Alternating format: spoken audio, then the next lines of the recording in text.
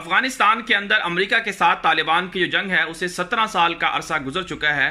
America ये चाहता है कि अफगानिस्तान से निकल जाए और तालिबान के साथ मुज़ाकरात भी कर रहा है, लेकिन अमेरिका सही मानों में तालिबान के साथ फेयर नहीं है। यही वजह है कि अफगान तालिबान जो है अमेरिका पर हमले भी कर रहे हैं और पिछले 2-3 साल से अफगानिस्तान के अंदर अमेरिका और अफगान तालिबान के दरमियान मुज़ाकरात चल रहे हैं। अभी छठा दौर शुरू होने जा रहा है कतर के अंदर। इससे पहले पिछले महीने जो है वो दौर शुरू होना था, लेकिन वो मुअत्तल हो गया। उसकी वजह ये बताई गई थी कि चूंकि 250 के करीब जो है वो अफगान हुकूमती वफद आ रहा था, जिस पर तालिबान ने एतराज़ किया था। अब सवाल ये पैदा होता है कि ज़ल्मे खलीलजाद जो ट्रंप के मुशीर हैं वो पाकिस्तान भी आए हैं और पाकिस्तानी जो अहदेदार हैं उनसे मुलाकातें भी की हैं अमेरिकी अहदेदारों ने।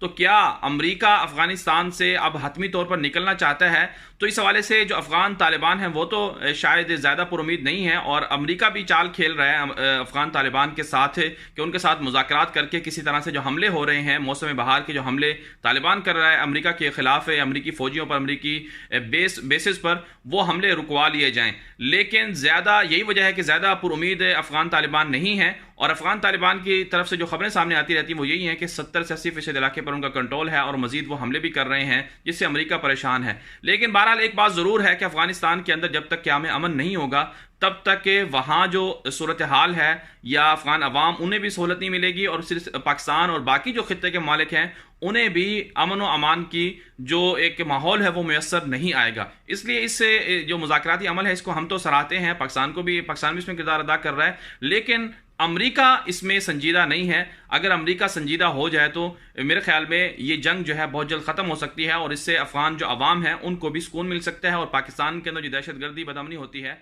उसका भी खात्मा हो सकता है।